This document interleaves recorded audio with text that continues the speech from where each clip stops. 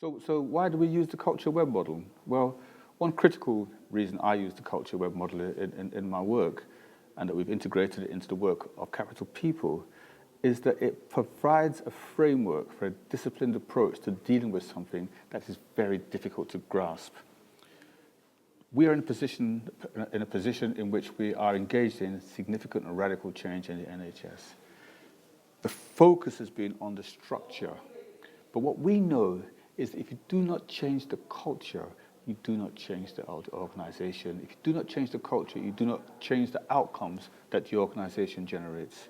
So a weakness of many of the approaches to changes that people presently take is they focus on what people label as the controls, the organizational structures, and power. They think that if you get the organizational structure right, then you get the good organization. They think that if you have enough control systems, reward systems, then you get it right. But because organizations are complex, adaptive human processes, people find a way around all that stuff. If you don't change the culture, you don't change. So when we use the model, and it's created by people called Johnson and Scholes, what we try to do is to say to people, actually, there are other things you need to look at, like the routines and the rituals. What are the clinical rituals? What are the consultation ceremonies? How is there not a ritual around infantilizing patients, for example? We help people to think about the rituals that take place every day. And we use the model actually to say, this is how it is now. Let's look at how we'd like it to be, and let's talk about how we move from one to the other. So the culture web model provides routines and rituals, stories. What are the stories people tell? What are the stories people tell when nobody but their really close people are listening? What are the stories they tell to their peers? And what are the stories they tell publicly? Let's get those stories out. What are the symbols of the organization in terms of things like terminology, the use of things like mobile phones, but also the symbolic acts and symbolic behaviors. What are the behaviors that achieve symbolic value at times when a manager tells somebody off and puts them down publicly in front of people? That is a powerful symbolic act. What is the distinction between somebody saying, I believe in my staff and our people are our greatest asset, and somebody treating a member of staff as if they were dirt? Right? What people remember is not what you say, it's what you do. So the idea of using the culture web model is simply to provide a kind of framework to get people to look at different dimensions apart from the structural and the power and the controls, and to get them to think about the human side of things. But most critical to all of that, though, is the paradigm that emerges, the big story about who we are, why we are as an organization, as a team, and helping people to think about that differently. So, often in NHS organizations, the power, the story is about delivery. It's about doing stuff.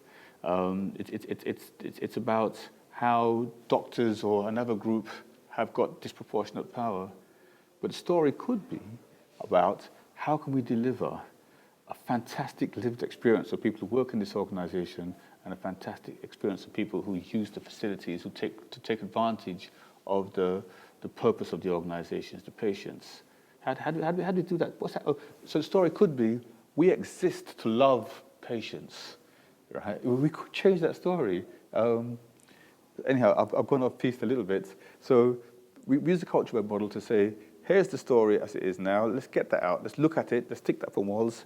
Now let's step into a zone of enjoying ourselves and releasing our ambitions and dreams, and talking about how would we really like it to be. If our organization was the fantastic organization we want it to be, what would be the controls, the organizational structures, the approach to power? What would be the symbols, the symbolic behaviors, the decor, the signs all around the place? How would things look? What would be the stories that people told about us and that we would tell about ourselves? What would be the routines and the rituals and the way we do things? Would we greet each other with a smile? Would we have coffee breaks? Would we join together to decorate a part of the organization that doesn't look quite well because we know that the trust can't afford to decorate it? What would we be doing? However, the gut instinct of many people in the NHS and in so many organizations is to say, okay, let's do a plan to achieve that.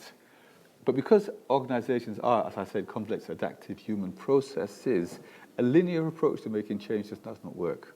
And what we know from the work of people like Patricia Shaw, Ralph Stacey, and many other people, is that actually what you need to do is to create spaces for other possibilities to emerge, and create those spaces through conversations to help people to have the kind of conversations which they can connect with their real dreams for how they want things to be, and their ability to make that happen. So obviously you do need to address the structural things, but there's something about releasing the energy of the people in the organization through conversations to create a different culture. And that's where the paradigm lies. You can't give an organization a paradigm. Some people give you a mission statement. They think, okay, we now have our organizational mission statements. The mission statement, the real mission statement, is the stories that people tell when no one's listening, just amongst their closest people. And if you can create the space for people to have different types of conversations with different people in different ways about different things, you can enable the emergence of the sorts of stories, the sorts of beliefs about your organization that can lead to very, very real change.